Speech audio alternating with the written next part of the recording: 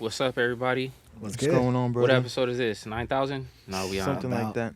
been putting in that I don't work. know. I don't know. The thumbnail, whatever the thumbnail said, that's what episode it is. Welcome, everybody.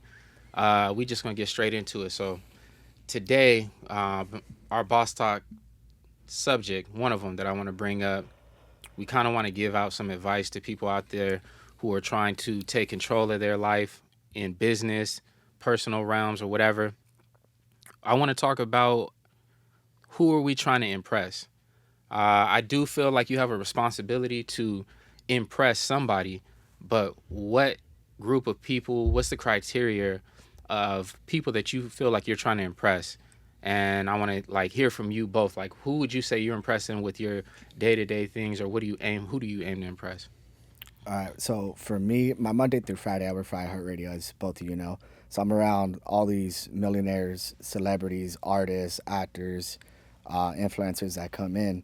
And then on top of that, I work with all the big time radio personnel, Big Boy being the Right. main one, right? Right. What I noticed and being around everybody else there, they're trying to impress. I feel like it's different for me. I'm trying to impress the people that come in, the Right. people that are getting interviewed, and I'm the one that's filming them. But I'm able to talk to them a little bit here and there. You know, I'm trying to impress those people. I'm also trying to impress Big Boy, because Big Boy's a legend. Right. But I feel like other people need to be on that same type of level, Yeah. and unfortunately, they're not. They're just very comfortable in placement where they're at right now. You know, and there's so much more. Like, bro, there's so much you could do there, so much opportunity, but they're not even taking advantage of it. Right. And I feel like, I don't know. For me, I just can't be comfortable. I see myself going further. I hear that. What about you?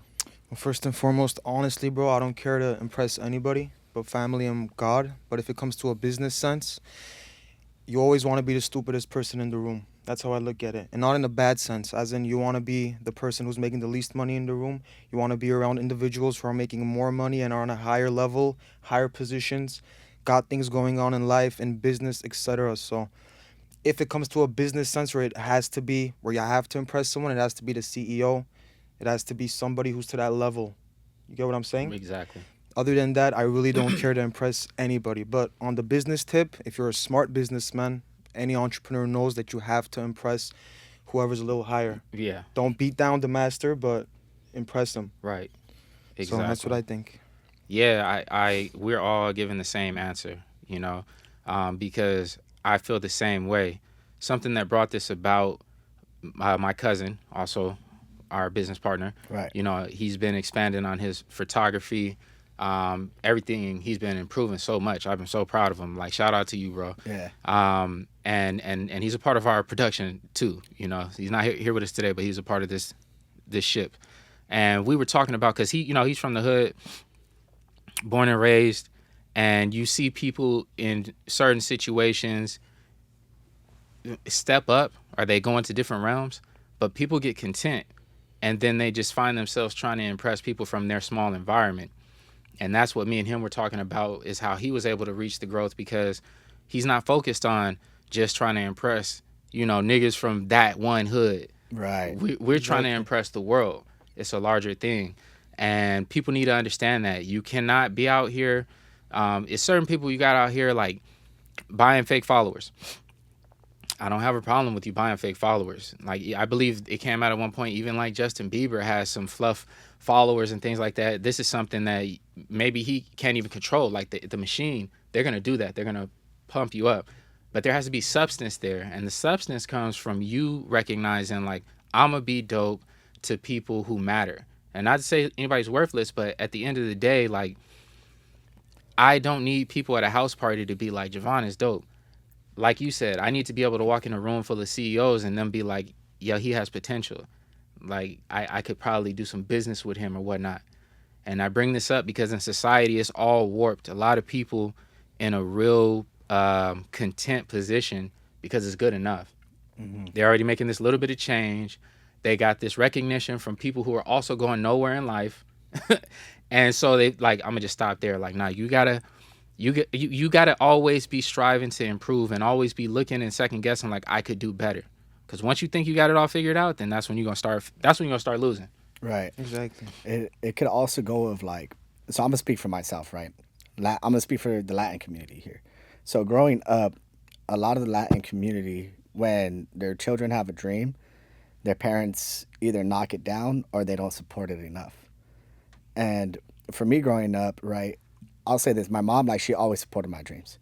My dad, he was more of like, go to college or get a 9 to 5 job, 401k, you get your benefits, this and that.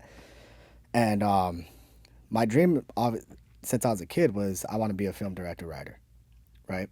And till this day, and up until recently, I saw my dad recently, right? And now that he's seen how far I've become, how far I've come from where I started, right? He sees I'm right here in the radio station. I'm right here with all these celebrities. I'm right here with Big Boy. I started my own. We started our own production company, and everything I'm doing now. And now he finally sees it, because we were at a little family get together, and one of the members was just like, "Oh, but don't you want something to fall back on?" And then my dad interrupted, and he was just like, "No, no, no, no. He's good. He has his dream. He's following that dream, and I believe in him." Yeah, that's And right. for me, that was just such a beautiful, surreal moment for me, bro. Yeah, Because it was like, up until that day, it was just like, you should have something to fall back on. right. But now it's kind of like I proved to him Yeah. what I can do, what I will do. You're gonna fall back on your dream, bro. Pretty I'm much. only falling forward. That's all I'm doing. Yeah, Ain't no 100%. falling. Ain't no Exactly. falling back. We because- climbing, yeah. buddy. There you go. But it's unfortunate that a lot of parents, they do that with their children in the Latin community. And I want to get you guys' take on your guys' cultures as well. But in the Latin community, it's always the parents are just either knocking their kids down for wanting to pursue a dream, or they're not even supporting their dream enough. It's not. I don't think it's only the Latin community doing that, bro. For sure, Armenians are like that too. I remember when I was a kid, one of my uncles, he asked me, he's like, "So what do you want to be when you grow up?" Or let me rephrase that. "What you want to be when you grow up, bro?" And I was like, "I want to be an actor. I want to be an artist." And he's like, "Bro, go be doctor. You don't know your other uncle. He's making so much money and everything is so nice, and you Right. know Mercedes." And I was like, I was like, "What do you mean? I mean, this is my dreams. I was a kid. I'll never forget that shit." So I'm like, okay, for sure. So it's similar. I feel like, and they're coming from a place of love. It's not like because they understand that dream is such a hard thing, and you have to have a specific type of character, personality, work ethic. People think it's, oh, I'm gonna get in front of a camera and it's just gonna be all easy, and I'm gonna just slide past. I'm gonna be the new whoever it may be, actor, rapper, etc. But it's the same thing with Armenians, bro. Parents are very strong. They want you to be a lawyer, a doctor, an entrepreneur, legit stuff. If we got connections in this, I'm gonna send you that way. We got connections in the body shop world, you're gonna join the business. We got connections in the lawyer world, in the law, you're going the law path, and pretty much etc. with everything that we're a part of. So I feel you on that, Yeah. bro. And That too. I do agree too. It does come out of love, because both my parents, they grew up in the hood. Exactly. They know what it's about. They know how hard it is to be where they're at today. They worked very hard for where they're at. You know? 100%. So I mean, I guess it's not the fact that they were ever trying to knock me, but for me, I just felt like I was never supportive enough. But I would say, as we all keep talking about the spectrum of our cultures, right? So I can only account for my experiences. I feel like on a general scale, though, I feel like the Black community, we usually support dreams. You know, maybe too much sometimes in the Black community, or maybe it's because we thrive in these areas. You know, that you can get through. Like you know, we have this. I'm not saying everybody else doesn't have it, but we all know Black people got soul. And a different whole another level, you know, the things that we've created in the entertainment industry that have been stolen from us, from Elvis stealing, you know, we get into a sport, take that sport over. You know what I'm saying? Right. Like, niggas is doing just regular layups in the NBA. Then here comes, the you know, slam dunk. you know, 10-foot Black dudes, yeah, doing back over the shoulder, like, you know. And I love my people for that. You know, every culture has their own thing, but I feel like I was having a conversation with my pops, and I was telling him like some things that I'm doing with my kids, right? And I definitely support their dreams, but we're trying to figure that out, especially in this new generation. So I'm gonna tell you about not only Black culture, but I'm gonna tell you everything's different now, because now we are the age of the parents. We're the ones, bro. Like, I don't know where y'all kids at, Yeah. but the point is like, Somewhere in Mexico, maybe. right. But the point is that it's now how do we interact with them, right? So me, I focus heavily on my kids' grades because even though like we're here doing this, I see the world changing so quick, and even though we may have the opportunity to sit here and do this, it may be oversaturated by the time my kids get to this age or whatever, or they may need to be they can't just be good, they need to be phenomenal at whatever it is that they're pursuing in order to make it through, even more so, I feel like. So as a black father, I try and get my kids to focus on school first, but to have drive. I just want them to have that thing in them to where they want to pursue something and they'll stay up all night like I will. Like when I want to do something, like when I start trying to work on the podcast stuff, I'm gonna stay up till 3 a.m. until I accomplish what it was that I was trying to do. I'm not gonna push it off for like weeks at a time. Like I'm gonna do a little bit here, a little bit there. I'm gonna grind till I get it because I really want it. And that's all I'm trying to instill in my kids. My parents, per se, sorry for being long-winded. My parents, there was so much drama going on in my house when I was growing up that they didn't have time to, really care this way or that way. There was love, but I mean, they had drama between each other and other family things that were going on, that it was like, as long as I didn't get into no fights or, I didn't get caught smoking weed at the school or anything else, like my life, I could coast pretty much. Have you, do you guys have any boss talk? Oh, no, bro, I want to hear yours. Bring that up real quick because I want to. Yeah, I mean, it goes all in all with exactly what we're talking about, but let's talk about gatekeeping. Let's talk about it. Bro, why do people gatekeep? I never understood that. For me, anytime I've been in a position to help someone out, and let me rephrase that, right? So if I'm in a position to help someone out, I'm not going to help you out if you're a dickhead. I don't want I don't want my name being bad. I'll say that much. But if I believe in you, and if I'm in a position to help you, you better make sure I'm going to help you out. Because why? What's that going to do for me to not help you? You get me? I'm in a position where I'm going to help you grow. And that's boss. I want to make sure that you're a boss. Right. So why do you think people gatekeep? I feel like it's a characteristic in some people. Like they say, everybody wants to see you do good, but not better than them. So I feel like it's also that. And another thing I noticed with gatekeeping is LA is probably the king of gatekeeping. Nobody wants to see you make it in the industry. No one's going to make it easy for you to be a rapper.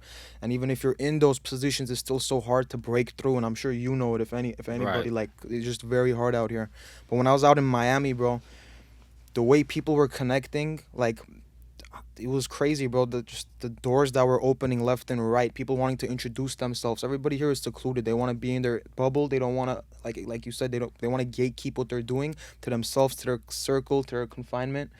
But in Miami, it was the opposite, bro. People were pulling up to me, like offering me job, just opportunities and stuff. Like, oh, bro, you do this, you do that. Let's work together. Let's link. Let's do this and that. In LA, it's not like that, bro. They just want to find that one person they can work with, and is there a benefit for them? If there's no benefit, they don't want to work. And I feel like the reason Miami's like that is because it's an up and coming city, and people are still trying to make Miami better and better. And LA's already established, bro. We're Hollywood. We have everything down here. So that's just one example I can kind of bring up. But again, I feel like it's a characteristic thing. Do you have it in you that you want to help someone without benefits? Or is it that you're going to help someone if you have a benefit out of it? For me, I'm the same, bro. If God gives me the privilege, the opportunity, or the position that I can help someone, you best believe I am. And even if I can't, I'm going to send you to somebody that will be able to help you. Exactly. So at the end of the day, it's just who the person is. And it also, a little bit percent is that environment that you're around.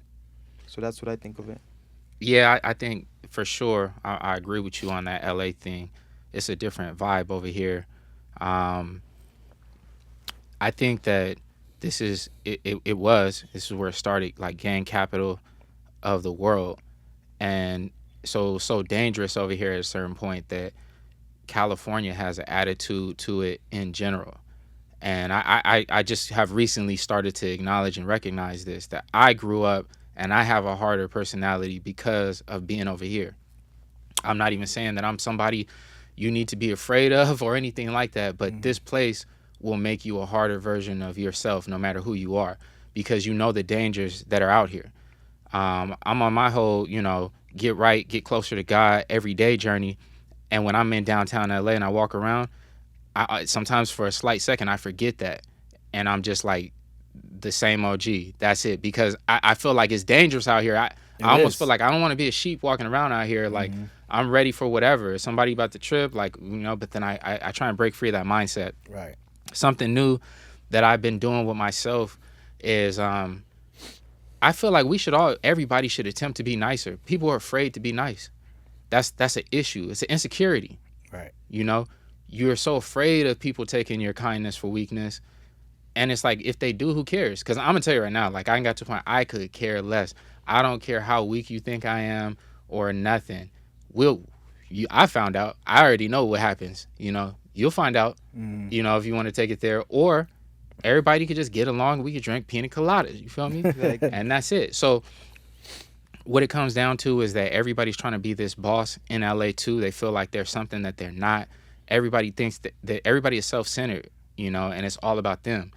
I'm not going to mention who, but I've heard somebody who does like bodyguard work for celebrities. There's a real famous rapper, and they said that this person does not like to see, and it broke my heart to hear about this too, because I got a lot of love and respect for this rapper. He does not like to see other people around him shining.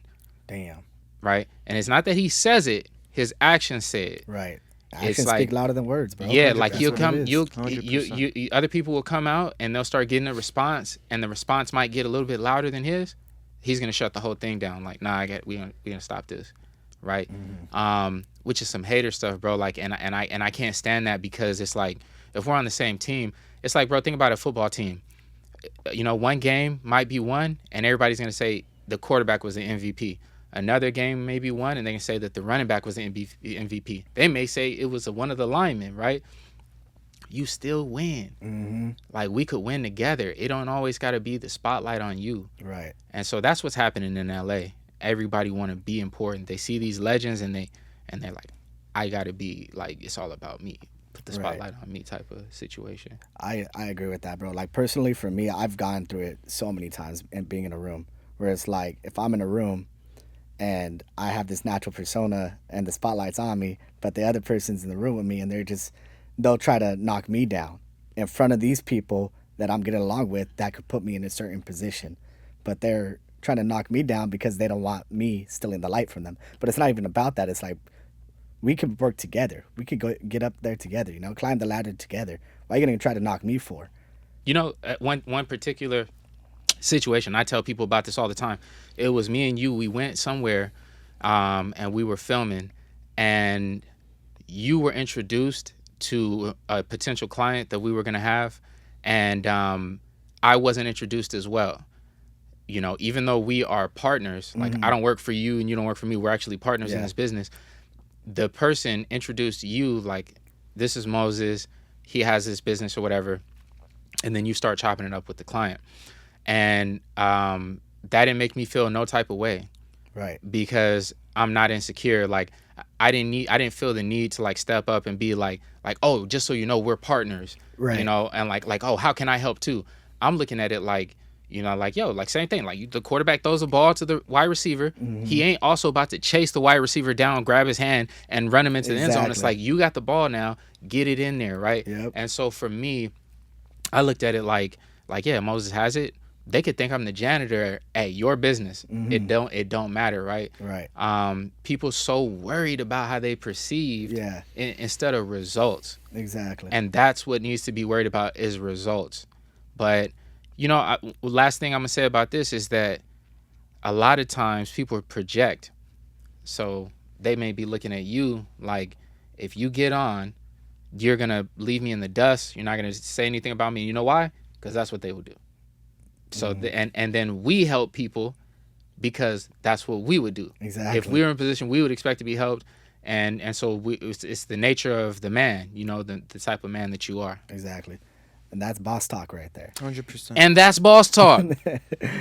In the episode, no, I'm just playing.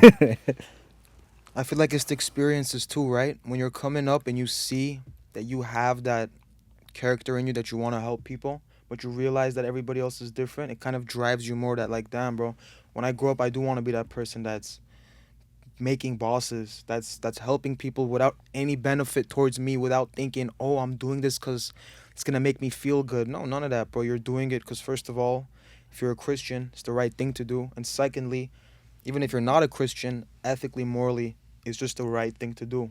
Right. Why not do it, bro? Why close people off? And another thing about people being nice and perceiving it as weakness, bro, I'm on that same tip, bro. Why not be nice? It is an insecurity, bro. If you're walking around dogging every single person you see, you're probably insecure, bro. I don't know why. I mean, I do understand the gang politics and how some people come up. It's understandable. But I mean, if you're someone that's really comfortable with yourself, you know who the hell you are when you walk into a room, when you look into that mirror, and you're like, I'm that guy. You don't need to be walking around staring at people, bro. You don't got to be looking for issues 24/7. But I 100% agree with you, bro. Everybody needs to try to be nicer as much as they can because karma's a real thing, bro. First of all, God's a real thing, but also karma's a real thing too. Right. And those things, I feel like God and karma's just something that God put in the It's world. his essence. Exactly. Whatever you put out in this world, that's what you're gonna get back. Whatever you're gonna reap what you you're gonna sow. sow. Exactly, bro. So you're gonna act like a piece of shit, you're gonna be treated like a piece of shit. You do dirty stuff, you're gonna be treated dirtily. So you just need to try to always be as nice, as equal as you can. Can you treat the CEO the same as you would treat the janitor? Then do it, bro. Don't be different because it's gonna come back to you tenfold. That's all I have to say about that. Yeah, you and then we can move on to another topic, but you touched on something that at my age, and I'm not even old. I always gotta remind you, I'm not even old. I'm just young. saying, at my age and my experiences, I'm starting to. I have not starting to. I've been to realize that the most important thing for any man, woman, child, alien, Klingon, whatever you identify as, is peace. And we do too many things to interrupt the peace that we have. And forcing something is something that will interrupt that peace. Nobody forces being happy or being polite, but you do gotta force putting up this act of walking around like chest puffed up, and everything, and then you gotta prove. And like I said in a couple episodes ago, then you gotta prove again and again and again, and then you don't know what type of. So this is another gem for you, right? Something that I've learned in my past in the streets. I feel like you get the best knowledge about business from the streets, better than anywhere else. Because in the streets, people are trying to kill you. Yeah. And in the streets, people are trying to rob you, and they're trying to do you dirty on a level that these corporate execs, they don't know anything about. They just trying to take your money, but not so much the other stuff. But in the streets, you will get so much more business from being friendly with a person and being loved and respected in that manner than you will from trying to be the dude who's feared. Because only a few of us could play that part of being the feared person. Because there are people who could play that part. But when you're feared, they just waiting for somebody else to come knock you down. Oh, yeah. But when you're loved, that love will cause a person to have your back through thick and thin, and to think about you and to place you above anybody else who's trying to come knock you down. So in business, in general, you step into a room and you meet new people, don't ever look at somebody else like they weird or like, like, oh, who are you? You're not important. They, the saying, you treat the CEO the same way that you treat the janitor, and eyes are on you. And it's just, again, we talk about, like we said, Christianity is your spirit. That's how you're supposed to carry yourself. So when it comes to the gatekeeping, you guys suck. Yeah. Straight But up. guess what? We in here now. Yeah. About to break those gates down, bro. You guys have no idea. So get ready. So, have you guys heard J. Cole's new song? No, I haven't. I heard one he featured with T Grizzly. Right? No, he Which was just pretty- put was it. a banger. Oh, wait, I saw something. He addressed the whole yeah. Kendrick and Drake thing. I haven't heard it. So first of all, it's fire because it's Okay. J. Cole. We already knew that's what that was going to be. He said a few things that we don't know exactly who he was addressing exactly. Like he accused one of them to either metaphorically or literally of using bots. And people are just running with, oh, see, I told you Kendrick was using bots. And it's like other people like, nah, he's talking about Drake. And me being an artist myself, I'm like, you guys, how about everybody just be quiet? Because we let him say who he was talking about. Right. People be taking stuff out of context all the time. But I don't even know what the song was called, but he was spitting, bro. Yeah. And I was happy to hear it. If you get a chance, check that out. Yeah, I'm about to check it out after this podcast. What are your thoughts on, just to retouch on that, what are your thoughts on his position in that whole little scuffle that took place. He was smart. He was smart to step out of it. He knew what it was gonna be. I'll say this. I mean, and I like J. Cole. J. Cole's obviously a legend in the game too, but I feel like it would have been smartest to not step in if you were going to step out. I'm the type of guy, if I go in to do something, I'm speaking personally, and I don't know what J. Cole went through. I mean, it's also a respectable thing to say, because he said sorry, right? Exactly. To all of them. Straight up. That's always a respectful thing to do, bro. You're not going to be less of a man for saying sorry if you know you're wrong. If you're saying sorry because you're being pressed on to say sorry and you say it, that's a whole other situation. Maybe grow some hairs on that sack. But on that situation, specifically for him, like, if you're going to back out, bro, you should have never pressed the issue. That's what I think, honestly. You guys on that same tip? Or? No, I'm on the, but, you know, we make mistakes. And, True, and, for sure. and I agree with you, like, the best way to see, and that's an honorable trait. You have to be a real man to be able to admit when you made a mistake. Right. So if we were going to advise somebody, I would tell them, like, yo, don't step in unless you're ready to go all the way or back out. But if they did end up making the wrong decision, you need to be a man and own up to your stuff, because I'm tired of people who just dig deeper and deeper and deeper into something because their pride won't let them just let it go. Mm-hmm. I didn't, you know, I got plenty. First of all, it's people who watch this podcast who don't really react with it. They just watching in the background. Like, they maybe knew me from elementary school. Yep. Or they knew me from high school. Oh, I got people at the gym right there in Alhambra, bro. I've had a few people come up to me, be like, "Oh, I seen your podcast." I'm like, "All right, where's my share at?" You feel me? Where's that like and subscribe at, Yeah, bro? for real. But They're fucking with it though. But I'm just saying, you also got people who they know something about me, right? They may have been there for a moment that I would consider a previous embarrassing moment for me or whatever, or Right. a moment in my life where I was conducting myself in the wrong way or anything. Rather than for me to try and get up here and act like I'm perfect and I done everything smooth and player the whole time just because I'm smooth and player right now, Right. is false. Oh yeah. And I don't care who you are on earth, because the smartest and wisest people, they've gone through mistakes, and they just was clever enough to, like, oh, okay, yeah, I can't do that. I need to move a little bit different. So I one of my favorite civil rights activists is Malcolm X, and I always tell people the reason he's my favorite is because after he went to his pilgrimage and he saw that the racism that he was that he had towards white people, that it was racism and it was wrong and it wasn't taught in Islam the way that the nation had explained it to him. Mm-hmm. And he came back and apologized like a man. He didn't come back as this, you see Malcolm X, dude is passionate when he speaks. He didn't come back like, oh, well, whatever, he didn't make no excuses. He came back changed just like that. So my question is about Martin Luther, Malcolm X. They were both pretty much trying to do the same thing for the African American community, right? Save them from segregation, make them be equal, right? Essentially. So what? I get you. What would the differences be? Are the main differences that just one was from Islam and the other one was a Christian? So or does it get deeper than that? So their approach, so if anybody doesn't know, I do believe that Malcolm X, he grew up under Christianity. Don't quote me on this. I advise people really go do your research on him. You'll love the fun things you find out. But anyways, I believe he started off under Christian faith. He was also a criminal during these times. I believe he was pimping and every other thing. Did some cut off? Yeah, it's the white shot. Okay. Your battery? Yeah, I think it's overheating. I don't know why. Okay. Sorry. But anyways, he was pimping. I believe might have been drug dealing. He was just doing all types of crime during this time in his lifetime. During his final prison stint, he converted to the Nation of Islam, which, for people who don't know, it is a specific group of Islam. It's like a black, I want to say nationalist, if I'm using the correct terminology, of Islam. Black empowerment, but their faith is Islam. Okay, they're Muslims. So during this time, the Nation of Islam has a group called the FOI. That is the Fruit of Islam. And if you do your research on them, that's the military section of the Nation of Islam. As a matter of fact, the FOI does a lot of private security for celebrities. Okay. Yeah, a lot of times somebody would be from the FOI, right?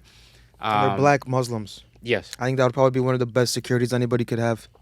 Yeah. And so really what it comes down to is that the black family structure has been torn apart since the beginning of the transatlantic slavery operation. I don't want to call it trade. These are people we talking about. But since then, they've been destroying the family structure.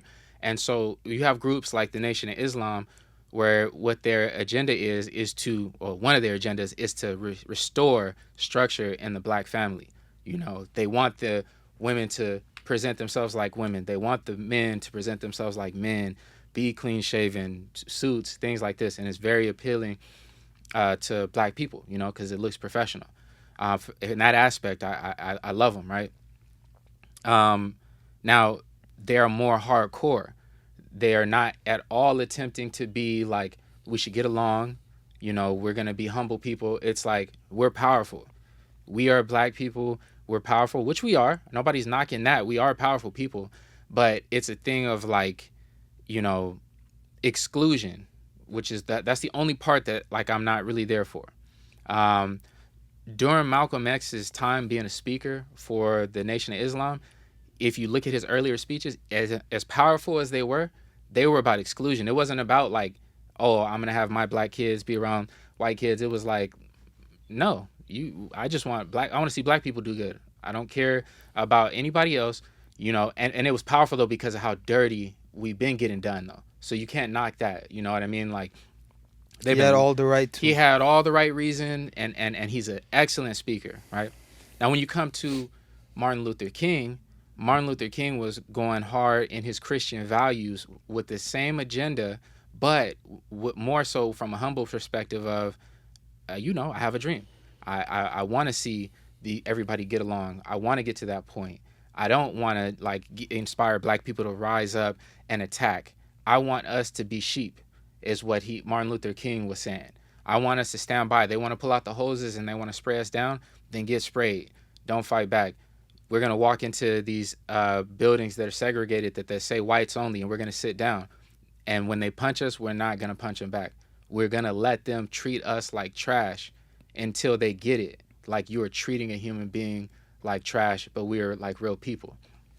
When I was younger, a lot of black people, we tend to lean more towards Malcolm X teachings because we're angry. We're angry because of how we're being treated. Right. But I don't fault neither one of these men. I don't ever put them against one another the way the society likes to put them against one another. They were both very necessary. And at the essence, they both make me proud to be black because of how humble Malcolm X was, because he was taught wrong. And a lot of times that's what happens with people, even no matter of what race it is. If you're white, whatever, a lot of times you see people be a certain type of way because they were taught. And they believed that the person that was teaching them didn't have an agenda, didn't have an ulterior motive, and that they were teaching them out of love. They didn't realize Malcolm X was being taught by a person who had an agenda, had an ulterior motive, wasn't even living up to the standard of what he claimed to be. You guys can do your research and look into this, but it was actually the Nation of Islam that assassinated Malcolm X. That's crazy, bro. That's wild. The guy who puts in all the work, because was he starting to like backtrack from the Nation of Islam, kind of trying to find a new way and stuff? He called out the leader. I think it was, what's the dude's name? Basically, whoever it was the leader at the time, Malcolm X was calling him out for having multiple babies by multiple women, like within the organization that he was hiding. And Malcolm X was like, wait a second, like you're saying that you are in direct connection with God and, you know, you're presenting yourself a certain type of way, but you're hiding. It ain't even like you're just like, I have these other kids. And I believe that the accusation was that the mothers of these children were actually young too. So, you know what I mean? Yeah. Like, Yeah, that's He spoke what he felt was right in his heart, yeah. Exactly. and because of that, he got. As a man should. They turned on him because you got to understand what the nation means to be people in black communities. It is a symbol for us. Right. You know, it is a symbol. You can walk out with pride. Like I'm not out here with a bunch of people with tattoos and everything. I'm walking amongst other black men, and we're all in suits and we're organized. And I love that. I love that portion. But you know, poor leadership. Same thing happened with the Black Panthers. I'm not gonna go deep into it, but the Black Panthers started off as an excellent movement, and eventually it turned into like way later on, it turned into something bad. And I'm not talking about it was destined to be bad. It was, look into COINTELPRO. This is like the CIA interfering on purpose. They're trying to destroy. They don't want. They see. Look, if you guys are not familiar with this, I'm sorry. Like, because I'm remembering now. Like, Right.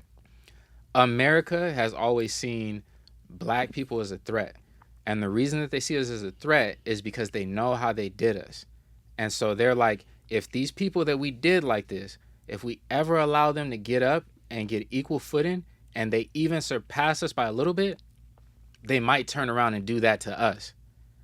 So the government has always attempted and successfully to destroy every black movement, label it as a terrorist movement, doesn't matter what it is, doesn't matter what's happening, assassinate our leaders. And who do they let live? They let the dudes with their pants hanging off their backside and super leaned out, they let these dudes live, they let them speak to us. But if a black person ever stands up and wants to be about something, they get them up out of there. They don't want us to have like leaders like that. That's a whole episode in itself, though. So, real quickly, bro. So speaking about groups and how groups can become extreme, like you elaborated on, what do you think about Black Lives Matter? What's the way you perceive it and understand what happened from your eyes as a black man? So when it comes down to it, I have heard that there was a lot of incorrect handling behind closed doors as far as who started the movement, money. I think they just arrested some dude who was a part of it for he was hiring escorts and bought a house with like funds they were supposed to go somewhere else. But we got to be smart enough and clever enough to know, like me and you were talking on the phone the other day, and we say like, you know, two things could be true at one time. It can be true that there are people in that organization doing the wrong thing, and I'm not a supporter of the movement Black Lives Matter, but I am 1,000% a supporter of the statement Black Lives Matter. And I will not allow, as a black person, I will not allow nobody to hijack that statement to the point where somebody's gonna tell me that I can't say it. You want to know why? Because now when I drive down the street, I see flags with blue lines through them for the Blue Lives Matter, and I see flags with red lines through them for the firefighters. Mm-hmm. But it was a problem when we said Black Lives Matter, but now you guys are walking around talking about an occupation matters. Right? Yeah. So it's racism. Mm-hmm. It's racism.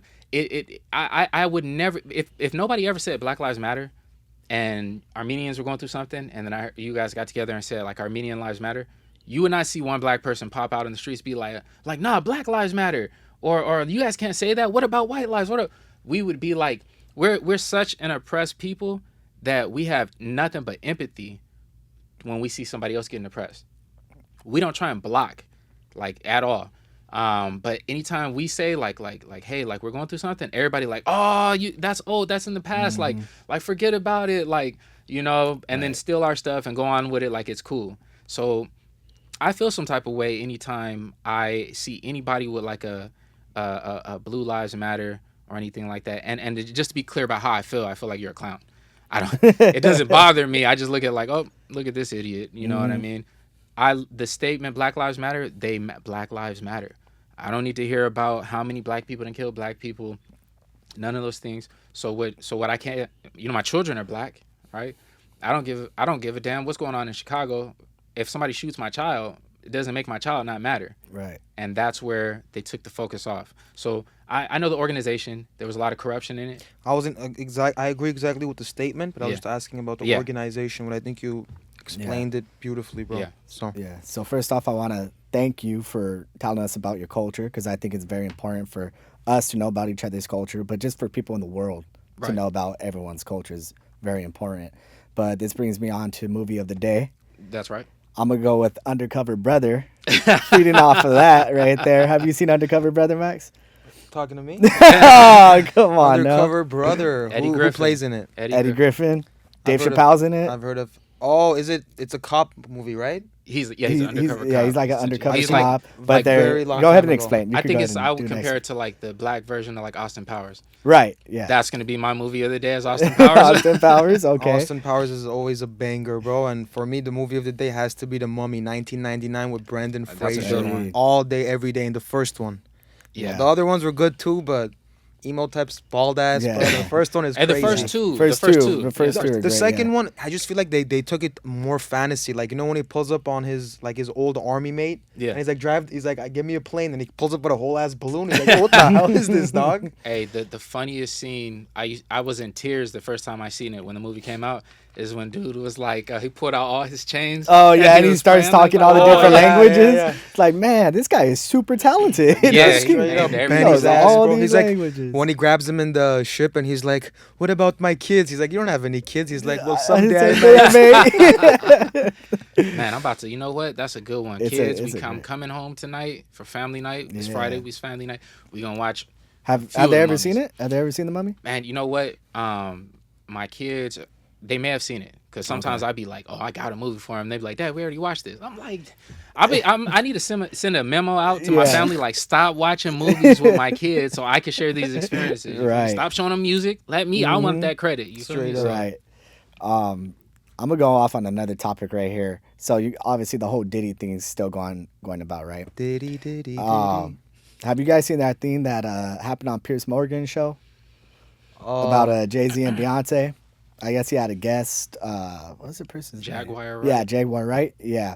They came on and started making accusations against Jay-Z and Beyonce, right?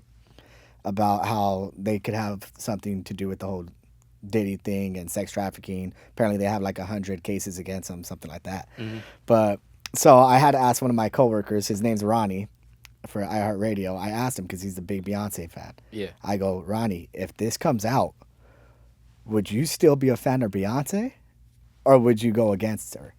And you know what this guy told me? I know what he said. What'd he say? Hell yeah, I'll still be a fan of Beyonce. How freaking wild The is that to me, Beehive bro? is strong, the bro. Beehive is That's insane, wild, bro. That's The The wild. Beehive is right up there with R. Kelly fans, and I'm not, innocent until proven guilty. Yeah, but I'm yeah, just saying that that's a cult following over there. It's insane. But Yeah. like Like the that's my Swifties. question to you, Beehive. Yeah. If this came out about Beyonce, and I know I'm reaching, but if it did, would you still be a fan of her? We'll see. So what was the you said what was the accusation that Jaguar? Do you know any history on Jaguar, right? No, I don't. Apparently she I is. just saw the whole She's Lights been in the MJ thing. industry. She's actually, and I can't I don't know her biography, but I do know that she's been in relationships with. She might have been in a relationship with Common. She was Really? she used to be a rapper too, right? Yeah, Plus yeah. sex worker. And I'm then they sorry, brought her in. I'm sorry, Common, if that's not the case, or sorry, Jaguar, right, if I mixed you with somebody else. But I just know that she used to date somebody in the industry or a few people in the industry. Okay. And she was close with them, and she would see a bunch of things in the background. But was Yeah. she also a sex worker at a point? I don't know. So I don't want to confuse it because I- I know there was someone making allegations that was also a rapper slash like a ex prostitute or ex sex I- worker, something like that. I don't know. I don't know. I'm not sure if that was her Okay, or just not. wanted to clarify so I don't put that on her. dirt on. Yeah, we Yeah. don't want to slander nobody. 100%. She has made a lot over the years, made a lot of accusations about a lot of things. And I don't think she's lying about everything. So some of this stuff, if maybe she may be telling the truth about everything, Yeah. we don't know, But it's to be seen, Who knows, man? The industry could be dark.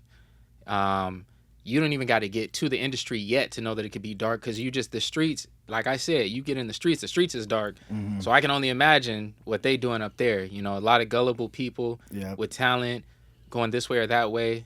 Did I ask you last time if you watched that movie on Netflix, the Reindeer baby? What's it called?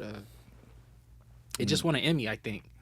I don't think Something I've with seen a reindeer, right? But the whole Uh-huh. premise of the movie is it's a comedian, and because of him allowing somebody to play with his dreams, like somebody in a position of power, like or supposedly in a position of power, he ends up experimenting with drugs and then being, if you want to call it, raped, because he keeps putting himself in these positions because he's chasing this dream.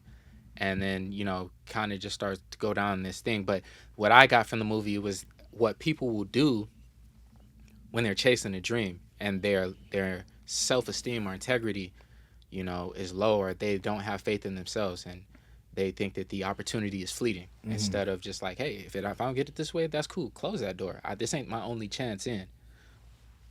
Another boss talk Yeah. gem that we need to talk about is when you are chasing a dream, pursuing a goal, something you want to get to, don't think that the first door that seems like it's open for you is your only way in. Right. Right? Because I'm coming around a whole nother angle right Bro, now. Me and you had this conversation, right? I've done close so many doors where I thought was gonna bring me a good opportunity, but I felt something was there that didn't sit well with me. Yeah. So I'm like, nope, on to the next. If I got to struggle for a bit, I'm gonna struggle.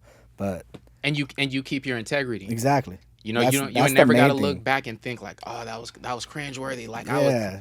I allowed that person to talk to me like that. Like for what? I ain't letting nobody We- talk to me in a certain straight way, up. bro. We even talk about that like here with like what we expect from our guests and whatnot, and we've all been on the same page. Like none of us like. So first of all, we're about to have our first guest coming up. Yep. I hope y'all ready for that.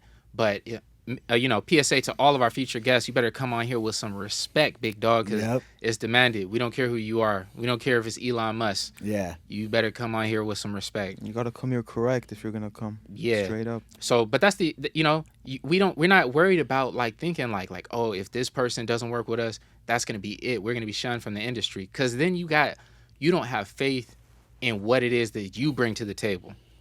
Because if you really bringing something to the table, then they can't keep you off that table. They need that dish. You feel me? So, just my thoughts on that. Yeah, bro. It's a lot of craziness happening up in that realm position, being in a certain position of power and everything. You know. Have you guys heard about the whole Menendez Brothers thing? I've seen it all over Netflix, bro. Yeah, I just saw the documentary on it last night. Not the show. There's a show and then there's a documentary. So these two brothers were basically getting raped by their dad growing up. And the mom knew about it the whole time and did nothing about it. And then the dad started raping the oldest brother when he was like 6 years old. Did the same thing with the younger brother when the younger brother turned 6 years old. And the older brother landed up doing some molestation to the younger brother. And they basically, what happened is they killed their parents. They got sick and tired of it. They killed their parents. And they didn't even try hiding it. At first, they didn't go to jail. But once the officers started doing more investigation and whatnot, they found out, oh, okay, it was the children that did it. And then at that point, they didn't even try to hide it. They're like, yeah, we killed our parents, this and that. A lot of people are saying that it was because they wanted their riches and everything. That wasn't the case. If you watch the documentary, it's a sad thing, bro. Like, these kids were getting raped by their own father. Their mother knew about it. And the thing is that about the dad, everybody that was around him, they had nothing good to say about him. And the first trial, what was it called? It went to the people they couldn't decide. What is it called? It's a mistrial. Mistrial, yeah. Yeah, it went through a mistrial, right? Years later, they reopened it back up, and they don't even allow all this other evidence to go in just because they wanted it to go in favor with them just being like stand. just life. Yeah. Straight up life. Whereas if it would have went another route, they would have done like 10 years and then been out. But it was so fucked up because they didn't allow any of this evidence. They didn't allow any of these other people to talk on their behalf. They didn't allow any of that, bro. It's a fucked up situation. But my thing is, like, this world is so sick. How could someone do that? You're referring to The because I heard parents- multiple sick things right now. So which, yeah. I mean, all of it, I guess. When you Right. think about it, like the dad just raping the kids, bro. yeah. You go ahead and give your thoughts on that first, because Like, have you, Honestly, bro, it's just a disgusting scenario. No kid should have to go through that. I'm pretty sure you guys know what I think about it. Those parents deserved what they had coming Thank you. to them. Thank Those you. kids should have. They're kids, man. Anybody who does anything to kids, you have a special place in hell. And I don't wish hell upon anybody, but when it comes to children, young people, girls, boys, you just stay the hell away from them. You give them a high five, and give them good advice. Nothing else. So bro, they can have fun in hell. I think that, or not, excuse me, I don't think. I know that, like I explained to you guys on another episode, there's no gray area of anything. Either you're being led by the Spirit of God or you're being led by Satan, whatever demonic forces he's allowing to take over you at that moment. I think when you look at another documentary, there's two other documentaries I want to bring up. One is the Night Stalker documentary, wild, yep. and another one is the Exonerated 5. Did you watch that? No. I'm going to touch on that too. That's the one about the New York? Yep.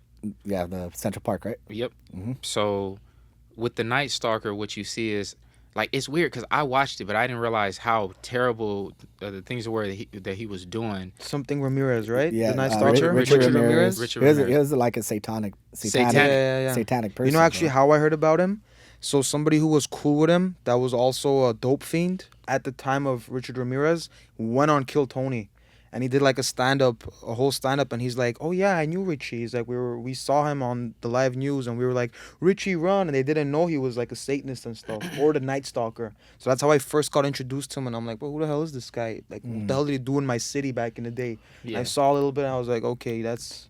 Oh, he pretty came. messed up. He He came was to in the San wrong Gabriel city. He was in San Gabriel Valley. Yeah. Well, Yeah. right here in Boyle Heights, they got him. He came to the hood. Yeah, and they- the Mexicans they whooped fucked him. him Hell up, nah, bro. bro. Yeah, He got what straight he up. You ain't gonna deserved. come down to LA and do no Yeah. dumb shit, bro. Yeah, But- real but- he quick. came to the wrong hood for sure. But the angle that I'm coming at with this about is that this is the devil.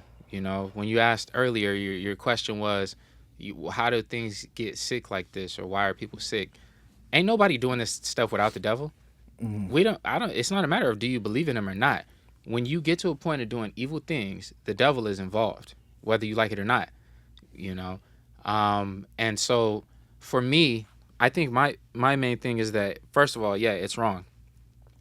And then the other thing that's grimy and crazy is who we put in positions of authority, right? Like you look at the way that they're handling that case. I can't pretend to know what the exact details were, but from what it sounds like, they're not even trying to give it a fair shake. Exactly. That's And- exactly what it is. And that's why I bring up the Exonerated 5 documentary, because it's even hard to call this a blessing, man, because of what they had to endure. But they were blessed enough to get their case overturned and be released. But this is all the devil, man, ruining lives, ruining society, doing sick things, having it be there. And we all need to strengthen our relationship with God. And we need to encourage other people to strengthen their relationship with God. There's redemption for anybody who does anything, to my knowledge, except for blasphemy from the Holy Spirit, so don't do that. But it's sad and it's gross. It makes me feel some type of way. I have these days I'm like more empathetic towards people and the things that they go through. I just heard some terrible news before I came here. It made me not even want to film today about somebody that I went to elementary school with, a tragedy that they went through. I'm not going to bring it up, but I feel for people when they're going through stuff. Same. I especially feel for people because I feel like I'm at a point in my life where I'm extremely blessed right now. And things are going the way that I would love for them to go, better than what I expected.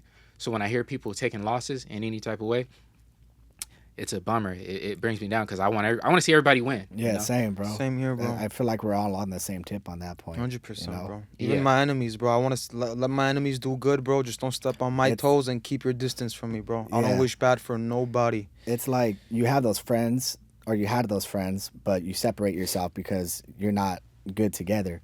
You feel me? Right. And there's people that think because you don't talk to them no more, you're their enemy. It's like, no, you're not my enemy, bro. I still got mad love for you. Just don't want But- you on my table. Exactly. You You're not could. in the I want you to Exactly. eat. I don't want you to eat at my table though. But I'm still rooting for you. Yeah. It's You just the fact that we're not good together, Yeah. and I got to separate myself from all of that. You're just not in rush hour 2. Straight up. You were in rush hour You're 1, not rush hour 2. Exactly. I think we need to, one last thing that I want to touch on to end this episode off, especially for our guy who's the Trump supporter here, right here. Oh, here we go. You know what I Here's mean? his topic. This is so the Central Park. This guy. No, bro, What do you're you the want from my spokesperson, guy, bro. dog? Come on now. Did Trump's I need accent to- just I come need out to- of you I naturally need to right know now? what it- So, I forget what the year was. You remember? Like, was it the He 80s? took out the ad on When? them. Oh, so then you're familiar. I know something about it. I don't know if he took the ad for them to go into jail or to not go into jail. I know someone tried to I think bring he it said up something about against that. I them. believe he put the ad out that they need to be like death penalty or whatever the case is. I believe he took an ad out, and the ad was pretty much calling for like the death penalty against the Central Park 5. And the accusations, the way that this came about was just long story short, they were innocent. It comes out Fake news. It comes out that the no, but like They like were this one innocent. just- No, bro, I'm kidding. I know Obviously, you are. I'm I know honest. you are.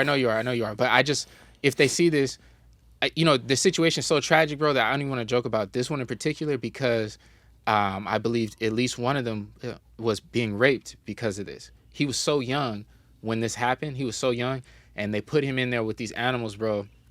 So he's getting raped. They're looking at him like he's a rapist, and he ain't a rapist. What did they do, bro? Hold on. What They did did these nothing. 5 people They did supposedly nothing. do? They supposedly raped either one woman or something like that In a Central park. Park. Yes, and it wasn't them. And it comes out years. So it was another 5 people, or No. was it a singular person? It who was did this? like I believe how many was it? I think it was like one person, right? Later on, a guy comes out and he admits that it was him who did all of this. So okay, now you're But bringing up. but the police department, pretty much what they did was they wanted to say that they got somebody, so they look good. They coerced these kids, because these were kids at the time. These were not even men. These like school kids Right. to like admit to something, pretty much under the disguise of like hey, just say this say this is why you did it. You'll get out of here. We'll get you out of here. And they're have no experience in Law. Yeah, Bro, and they, these are they know grown no men. better, bro. They didn't They know no better. They're Some just trying to put it in youngins. their head. Afraid, bro. Like if anybody's ever been handcuffed or ever been taken to jail or had to deal with the law, it could be something very intimidating if you don't understand and you don't understand how law enforcement works. Yeah, exactly. And so, anyways, they tricked him, they coerced him, threw him in prison. They spent I don't know how many crazy years in prison until, you know, the case got re-brought back up. They had the confession from the actual rapist, and then they had to free him, and they awarded them millions of dollars. But with the damages that are done, I'd rather never receive $1 million than to have to go through what they went through. And So what does my main man Trump have to do with this? him taking out that ad and just moving so quick. So, if anybody they tell you, bro, this guy raped that girl. Mhm. This is just I'm asking you. Somebody tells you, hey, bro, this fool's a rapist, dog. Wouldn't you think the same way? No. Trump just being the person that he is, he's seeing the evidence that's being brought forth, which at that time, I do know this because I have done my research a little bit about it, is everybody was on the consensus that they are guilty because that's what our political, or I shouldn't say political system, that's what our justice systems are pushing. So as Trump being who he was, he took out that full page ad to say, and I would say that too, anybody who rapes should be dealt with. That's not something you do. You don't forcefully rape someone. And I'm sure Trump wouldn't stand if he knew actually, because at that point they were suppressing information, as you just said. So Trump being who he said what he did. Which is understandable. You cannot say that is not understandable, I don't bro. think that. I don't think it was a common thing that everybody was under the same consensus. Mostly it was. Trust me on this. Well, again, I kind You were of there, would Max? disagree with that too. No, there's So You you were there are in the older than 80s? me now. Damn, bro. I didn't know you were that old, dog. Nah, but I'm 55 spiritually. There you go. I'm just saying that you have to also remember, just like how I can't really speak for like Armenian culture because I could see an event happen, right? And I can only reflect on that event from the people that are around me that I interact with. But I can't say like how the Armenian community felt during the Rodney King riots, right? And so what I'm saying is that there's people who we don't know how they felt about this. And I'm certain that there's a lot of, because when things happen and they accuse a black person, collectively, most of the time, we're second guessing it. All of the atrocities, most of the atrocities that happen to our people are from false accusations. Emmett Till accused of whistling at a white woman, Right. Mm-hmm. and grown men beat him to death. The whole Black Wall Street thing. So I could say, even though I wasn't like, I was probably too young, may not even have been born yet, because I don't recall what year it was that this occurred, that the black people during that time were not just all like, oh, they did it. They had their reservations. Because we heard it all before, you feel me? Like, it always comes back around, like, supposedly, we need more info. But we don't like the whole jumping to conclusions. And I feel like for somebody in his position, it only echoed, like, nah, like, they don't need a fair trial. They're guilty. That's it. Trump's here. They got an ad out against them. You guys are guilty. And I feel like, bro, who are you to even be putting an ad in the newspaper for something like that? Would he put that same ad in the newspaper? Here's my question. Would he put that same ad in the newspaper if it was a black woman who was raped out there? If it was an Asian woman who was raped? Or was this I'm a pretty thing? sure he'll do it for anybody that I don't was think raped, so. bro. I think it's good for optics. I think we've all seen the tests and things that show and prove that there's this innocence that they try and peddle with like white women. Again, I just listed a few incidents historically where major atrocities happen. You just say, it happened to a white woman, and everybody, oh my God, like, get in the car, get over there quick. Yeah, that's for that specific group who think that way. Yeah, Of if course. it's any type of human being, I don't care what you are, what you think, what you identify as. You could be a refrigerator. I want everybody to be safe on this God-given world that we walk Which is upon. why I'm not speaking to you. I know, yeah, but for yeah. Trump, again, when the population is mostly misinformed by the law, the justice systems, we cannot blame anybody. And like you even brought up, was I there? No, but none of us were there, bro. So you don't know what Trump was hitting. You don't even know what a lot of the black community was understanding or getting from that point. Well, Unless like, we had know somebody that was actually a first primary source that was like, Yeah. hey, I was there, I saw it. And I was- hopefully we can have him on the show and we can talk to that person, bro. But I don't think Trump would. Trump, bro, the reason I don't believe Trump's a racist and a lot of people think he is, just a little real quick Go pivot. ahead. Why would he protect Tyson the way he protected Tyson, bro? He was just, and it made no benefit to him for him to go and say, well, Tyson didn't do this and Tyson shouldn't be there for, because he got caught up on rape, right? Well, I'll prove it to you. Not about Trump. I'll prove to you how that could be. How I could just destroy that logic. Are a lot of Mexican people racist towards black people? Yeah. Yes, right? Mm-hmm. Are those same people who are racist towards black people, don't they love some black oldies? Of course. It's in the Well, I- culture. It's the So, Mexican culture. there's people who look. Wait, But that's for was that everybody. A movie, was that a movie where they were like they were talking racist against black people? Like, but what about Jordan? Oh, he's different.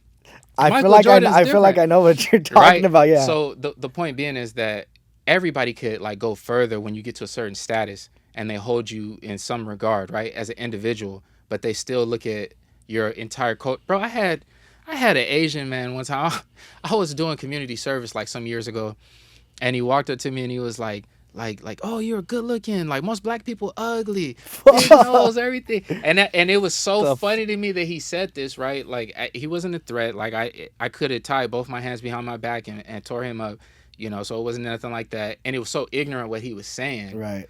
But But it was funny, straight up. yeah, like I laugh at a lot of things before I get offended because I'm gonna look at people like a clown before I look at you as anything else. Straight up. You have zero control over my life, right? So I'm just saying that in short, so we can nip this in the bud. We can revisit it later.